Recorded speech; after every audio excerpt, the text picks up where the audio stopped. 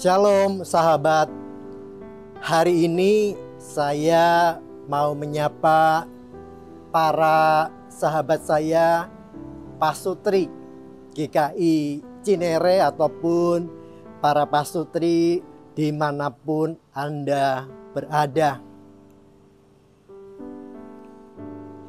Bulan lalu Komisi Dewasa GKI Cinere mengadakan kegiatan sharing session dengan tema mengapa ayah dan anak seringkali tidak akur.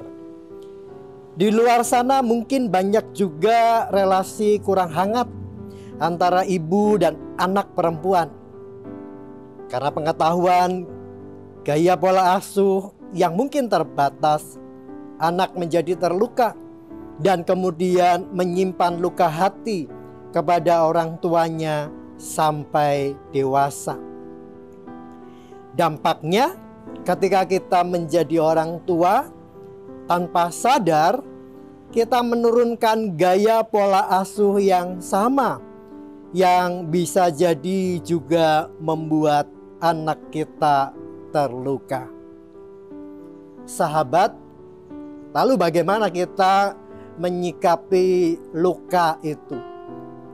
Dan yang kedua, apakah layak luka itu terus kita lestarikan secara turun-temurun?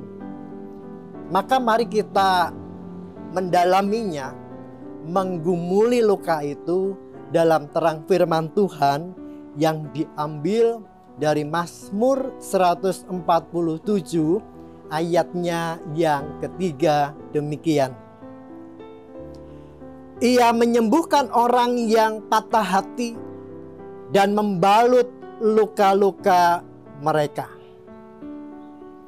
Sahabat, ketika tangan ataupun kaki atau bagian tubuh kita terluka, kita pun tahu bahwa luka itu sangat mudah disembuhkan. Sekali lagi, luka itu sangat mudah disembuhkan. Tetapi bagaimana dengan jiwa yang terluka? Ini bukan perkara mudah. Bahkan ada dua kecenderungan ketika seseorang terluka hatinya. Yang pertama, dia tidak menyadari bahwa yang ia lakukan itu juga melukai orang lain. Itu artinya dia tidak aware bahwa dirinya belum selesai. Dirinya belum tuntas, belum lepas dengan belenggu masa lalu, yaitu luka-luka batin yang ia hadapi, yang mungkin begitu pahit. Sebaliknya ada juga yang lalu menjadi ketakutan. Hari-hari dia merasa luka itu menjadi trauma, sehingga dia harus terus membangun boundaries, membangun batas setebal dan setinggi mungkin.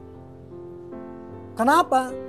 Karena ia merasa tidak layak bagi Tuhan, tidak layak bagi anggota keluarganya ataupun sesama orang percaya di gereja. Lalu kemudian dia menutup diri. Sahabat, firman Tuhan mengingatkan bahwa Tuhan tahu betapa hati kita hancur.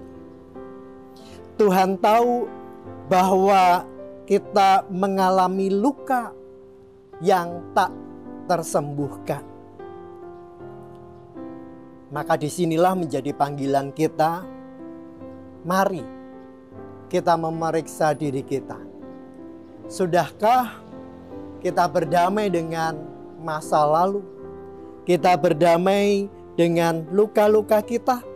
Kita berdamai dengan kepahitan hidup kita?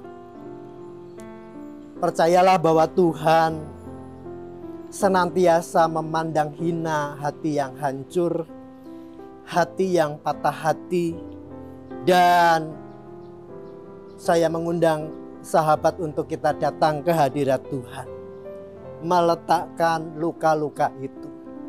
Karena tidak mungkin itu bisa terselesaikan oleh kekuatan manusia, oleh seorang konsultan handal, oleh diri kita, kecuali hanya Tuhan yang memulihkan. Maka menjadi refleksi kita, percaya bahwa janji Tuhan senantiasa ya dan amin, memulihkan luka-luka batin bagi setiap umat yang datang kepadanya. Yang kedua, kita diingatkan, mari kita tidak lagi menyimpan luka-luka masa lalu kita. Apapun yang pernah kita alami di masa lalu, lepaskanlah semua itu. Ampuni orang yang melukaimu dan ampuni dirimu sendiri, dan percayalah Tuhan akan membebat, memulihkan secara sempurna. Oleh sebab itu, saya mengajak kita untuk berdoa. Bapa di surga yang penuh kasih, hari ini kami mau melepaskan pengampunan buat orang-orang yang sudah melukai kami. Ampuni kami Tuhan ketika kami tidak berdaya dan terbelenggu dengan luka batin kami. Dan kami percaya bahwa kuat kuasa tangan Tuhan yang senantiasa mampu memulihkan kami, supaya kami betul-betul dibaharui menjadi ciptaan baru yang berkenan di hati Tuhan. Dalam nama Yesus kami berdoa, memohon ampun dan bersyukur. Amin. Tuhan Yesus memberkati.